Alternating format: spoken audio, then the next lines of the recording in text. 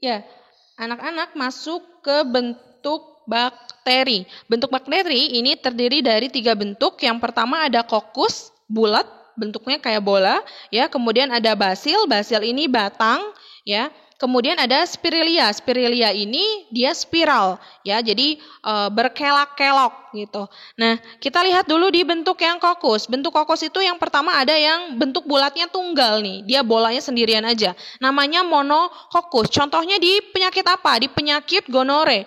Neisseria gonore, ya.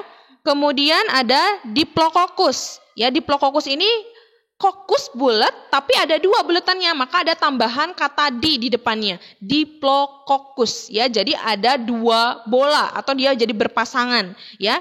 Nah, ini contohnya apa nih? Penyebab pneumonia, Streptococcus pneumonia. Jadi untuk khusus pneumonia ini bentuknya rantai, tapi rantainya terdiri dari 2 bola aja. Ya, Diplococcus bentuknya. Kemudian ada yang bentuknya Streptococcus. Streptococcus ini artinya dia bentuknya membentuk untayan, ya, membentuk rantai. Jadi membentuk rantai. Kalau dihitung di sini nih buletannya ada berapa? Ada jumlahnya 6. Ya, Streptococcus ini contohnya apa? Di Streptococcus thermophilus. Kemudian ada Sarkina. Sarkina ini membentuk kubus, ya. Jadi dia berkelompok, ya, ini saling tempel, dia membentuk kubus, ya. Ini contohnya misalkan bakteri dari famili Micrococcaceae, ya, Micrococcaceae. Nah, kemudian juga ada Tetracoccus. Tetracoccus namanya juga tetra, berarti ada 4 bulatan, ada 4 bola, ya, yang bergabung sehingga namanya Tetracoccus, ya. Contohnya ada Tetracoccus sesi.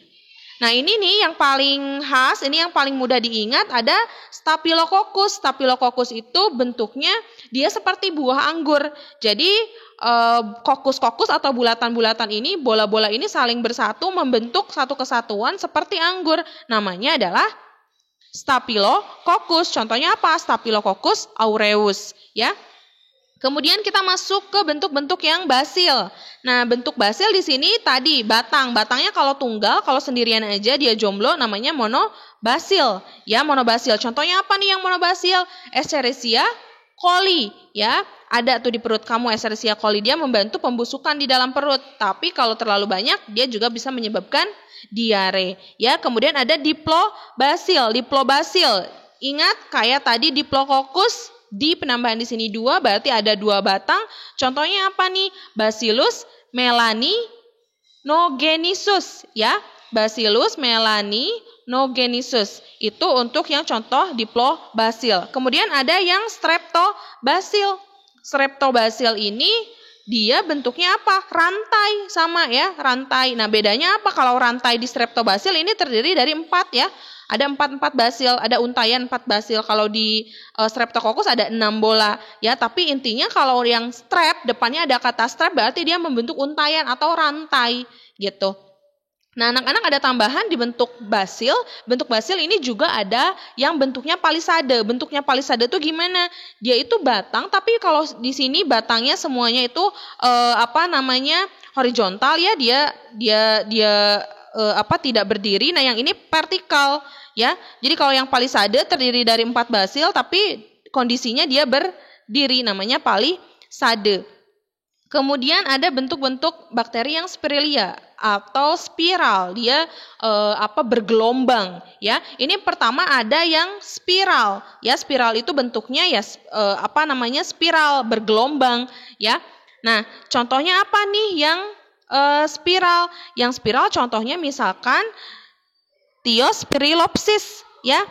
Floridana juga bentuknya spiral bergelombang. Kemudian juga ada yang bentuknya spiroseta, ya. Spiroseta ini dia bentuknya spiral, tapi lihat di sini bagian ujungnya ada yang runcing.